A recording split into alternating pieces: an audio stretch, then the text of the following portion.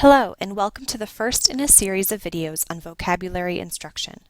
Throughout this series of videos, we will explore different ways to teach vocabulary that could be implemented in our classrooms. Today, we will focus on identifying types of words to teach and explore possibilities for implicit vocabulary instruction.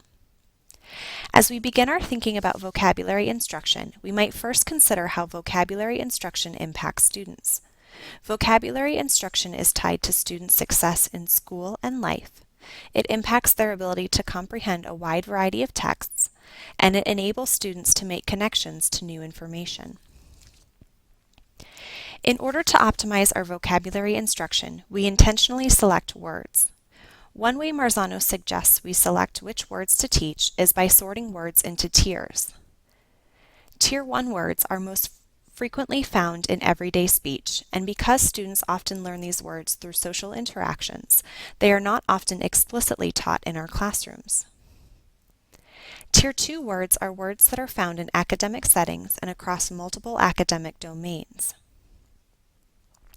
Tier 3 words are domain-specific words that might be unique to a specific subject or topic and are important for understanding a concept.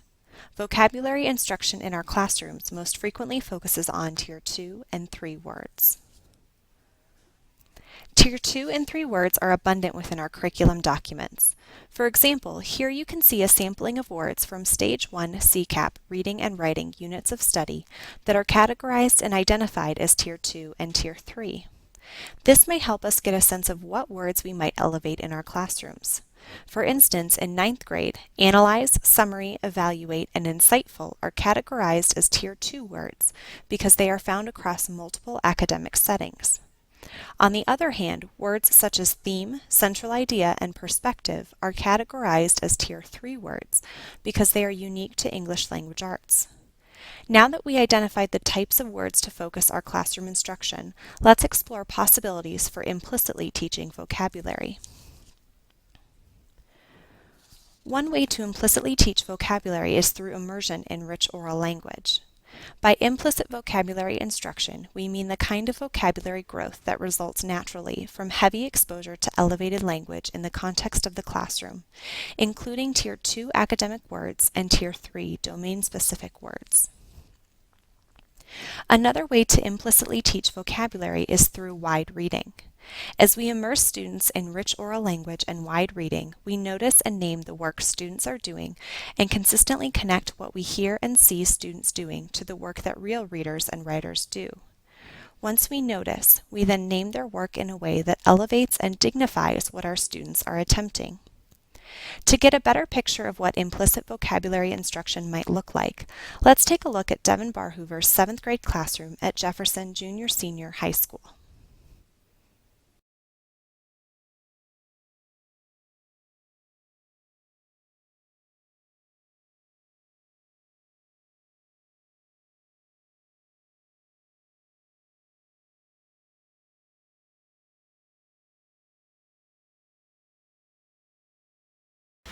Everybody ready? Okay, go ahead and write down these words. So we have prediction. Where did we hear prediction? In your what? In your warm-up and in your? In the learning goal. Yes, that was in the learning goal yesterday too. So you're going to write prediction. What's this word? Analyze, characterization, dialogue, resolution, schema. Boom. Okay, so you're going to write those down. I don't even need you to write the definition or anything. I want you to just think, what do I know about this word? Do I know how to apply this word? Or do I don't even know how to pronounce this word. Okay, think of how well you know the word and give yourself a 1, 2, 3, 4, or 5. That's all you need to do. Okay? So I'm going to say the directions again, and they're up here on the board, okay? So you're going to write each word down. There's 6 of them. Think about the word's meaning. Think about what you know about that word, and then rank yourself. And Jaden said, is 5 the best? So I put 1 like you don't know the word. A 2 is like you kind of know the word a little bit. A 3 is like, I know the word, I've heard it, I could kind of give a definition. A 4 is like, yeah, I could explain to you what the word is. And a 5 means that you can define the word and you know how to apply it.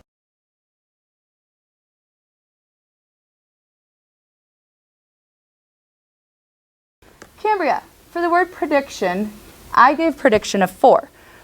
Because yesterday we talked about how predicting is very similar to inferring. I think predicting is making a guess.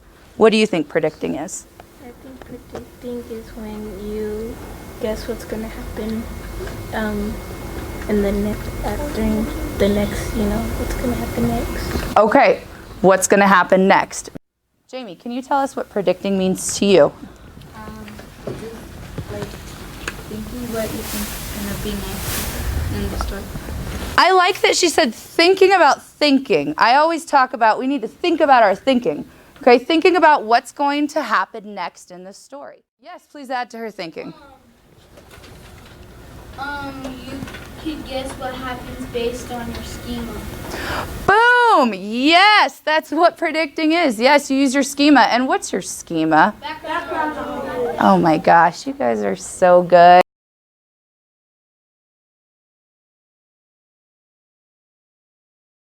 You need prediction to have schema. If you want prediction, you gotta figure out the resolution. If you want prediction, then you gotta use dialogue. If you want prediction, then you have to know the people, you know the characters, and if you need prediction, you gotta analyze the story. Boom. They are all interrelated.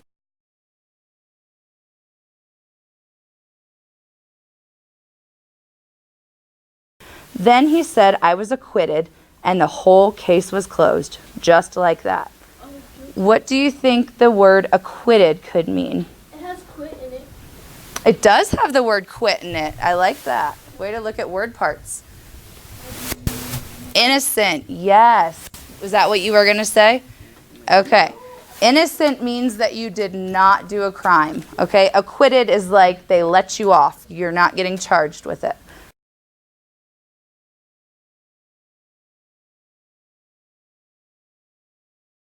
What is one new thing you learned today during the academic vocabulary activity?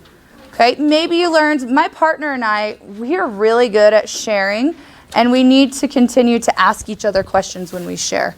Maybe you can say, I learned from Felix a really good way to understand what characterization means. Okay, characterization means this. So in your own words, what's one new thing that you learned today during the academic vocabulary share out? They all have a part in each other. Yes, they all have a part. They're all connected, and they all, what's that? Which makes you a better reader. Yes, if you understand all of those parts, it can make you a better reader. Yes. One thing that I learned was like if you keep using your background schema, you might predict that I'll take these. what will keep happening next, and to like see Okay, what might happen at the end. so keep using your schema to predict. While watching the classroom, you may have noticed Devin used some intentional sentence frames to notice her students' language and name the work they were doing. In addition, you may have noticed that by elevating Tier 2 and 3 vocabulary, Devin empowered her students to try out those words in their speech. As you continue to plan lessons for your students, consider how you might intentionally plan for implicit vocabulary instruction by immersing students in rich oral language and wide reading. We look forward to exploring instructional stances for explicitly teaching vocabulary in our next video.